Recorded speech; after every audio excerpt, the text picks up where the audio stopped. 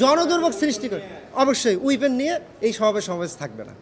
আপনারা জেনে থাকবেন গতকালকে তিতুমির কলেজের যে আপনার রাস্তার দুর্ভোগ এবং পাশাপাশি যে ট্রেনের উপরে যে আক্রমণ, এবং আপনারা এর আগে দেখেছেন গাজীপুরের আপনার রাস্তার একটা কয়েক কিলোমিটার হেভি ট্রাফিকের যে বিষয়গুলো, সেগুলোর উপরে যে আর্টিকেল 37-এর সমাবেশের যে অধিকারের কথা বলা আছে, সেই সমাবেশ উইদাউট উইপেন্সের যে কথা বলা আছে, সেখানে আমরা আর্টিকেল 31 এবং 32-কে ব্যালেন্স করার জন্য আজকে আমরা হাইকোর্টে রিট পিটিশন ফাইল, আমরা এখানে ম্যাডাম জাস্টিস ফাহমিদা কাদের এবং ম্যাডাম জাস্টিস মুবিনা আসাফের কোর্টে পারমিশন নিয়েছি এটাকে ফাইল করবার জন্য।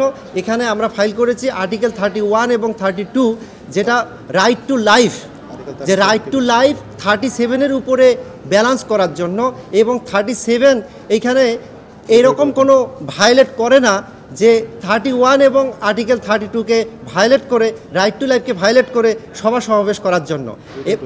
এবং উইদাউট উইপেনের কথা সবসময় বলা আছে, এবং দেখা গেছে যে এই সমাবেশগুলোর মধ্যে স্টিক নিয়ে আসা হয় এবং পাথর নিক্ষেপ করা হয়, এবং দেখা গেছে যে এমন ব্লকেজ তৈরি করা হয় যে হেভি ট্রাফিক হয়ে আসে। এই হেভি ট্রাফিকে কাউকে, একজন মুমূর্ষু রুগীকে মেডিকেলে নেওয়া যায় না, তাহলে এই একজন মুমূর্ষু রুগী, একজন নাগরিকের যে অধিকারটুকু সেবা পাওয়ার ক্ষেত্রে, সেটাও সে পায় না, তার রাইট টু লাইফের হ্যাম্পার হচ্ছে।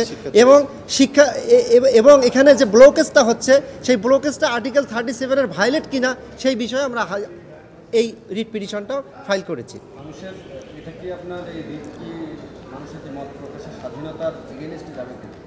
না না, মানুষের এখানে মানুষের মত প্রকাশের স্বাধীনতা প্লাস সমাবেশের যে স্বাধীনতা, সেখানে স্পেসিফিক্যালি রেস্ট্রিকশন দেওয়া আছে উইদাউট উইপেন্স। কিন্তু এখন যে সমাবেশগুলো হচ্ছে প্রত্যেকটাই উইথ উইপেন্স করা হচ্ছে, যেটার উপরেই স্টিক হতে পারে, পাথর হতে পারে। এখানে এমন ব্লকেজ করা হচ্ছে যে ব্লকেজটা in connecting with the weapons.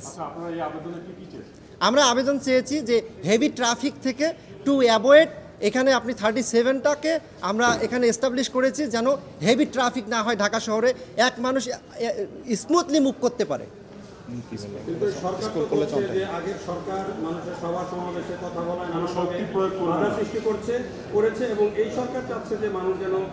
তাদের মত প্রকাশ করতে পারে, সভা সমাবেশ করতে পারে।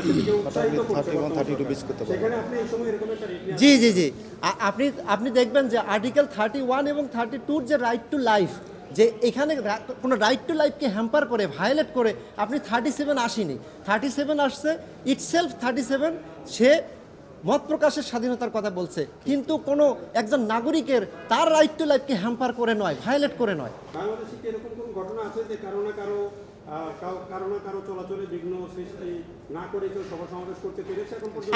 আপনি যদি, যেমন ঢাকা মেট্রোপলিটন পুলিশে আপনার পারমিশনের প্রভিশন আছে, যে আপনি একটা সভা সমাবেশ করলে সেখানে আপনাকে পারমিশন নিতে হবে। কিন্তু আজকের যে পরিস্থিতি, এখানে কি পারমিশনগুলো কি নেওয়া হয়? তাহলে পারমিশন যদি নেওয়া না হয়, তাহলে এটা ইনঅ্যাকশন, একটা নিষ্ক্রিয়তা।